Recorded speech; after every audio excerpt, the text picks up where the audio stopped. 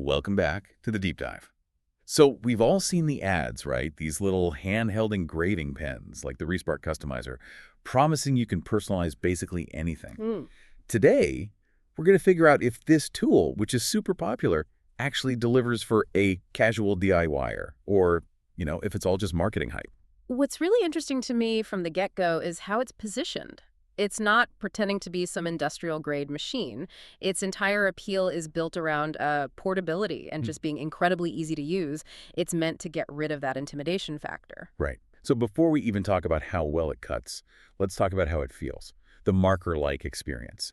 Because if you've ever spent a few hours on a craft project, you know that hand fatigue is the absolute worst. Oh, for sure. And that seems to be its biggest win, according to all the sources. It's really, really lightweight.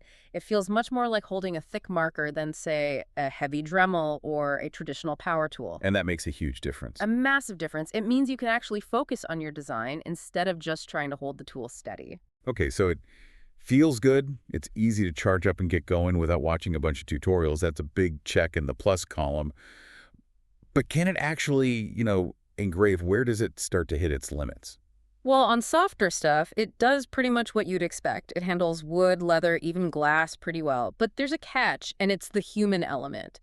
The initial feedback is that your first few tries might look a bit shaky. Like a toddler with a crayon. A little bit. One person joked about that exactly. You have to practice to get that light, steady pressure just right, so there is a learning curve, even if it's a small one. Okay, that makes sense. But let's get to the really interesting part. What if I want to customize my metal keychain or like a stainless steel coffee mug? What does the data say about that? And that's where you hit the wall. On harder surfaces, it just feels underpowered. That's the word that comes up again and again. You can do some light decorative etching, sure. But if you're hoping for deep, bold lines on something like stainless steel, Forget it. yeah, pretty much. The sources say the result is so shallow it looks more like a scratch than a proper engraving. The tool just wasn't built for that kind of workload. And that probably ties back to the overall build quality, right? It's described as decent, which is never a glowing review. Yeah. What about the parts that wear out, like the little engraving bits? What's the pain point there? That is a very common complaint. The process of changing the bits is apparently a bit cheap and fiddly. It just reinforces that this is designed for occasional light use. It doesn't inspire a lot of confidence for long-term maintenance. And the battery. I hear it's okay for what, maybe an hour? About that.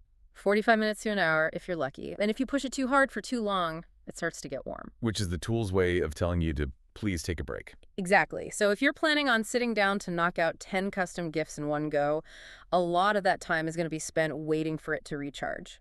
So when we pull all this together, the picture is actually pretty clear. It is. The Respark pen is, I think, a perfect example of an entry-level DIY tool. It's for the beginner. It's for crafts, for personalizing a gift here and there. It gets you most of the way there.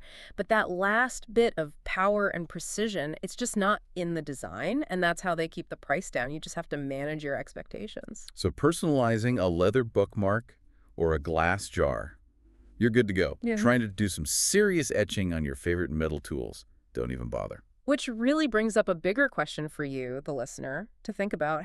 How much convenience and, portability are we willing to trade for professional grade power and durability when we're picking out our creative tools? That is definitely something to think about next time you're in the tool aisle. Thanks for diving deep with us. We'll catch you next time.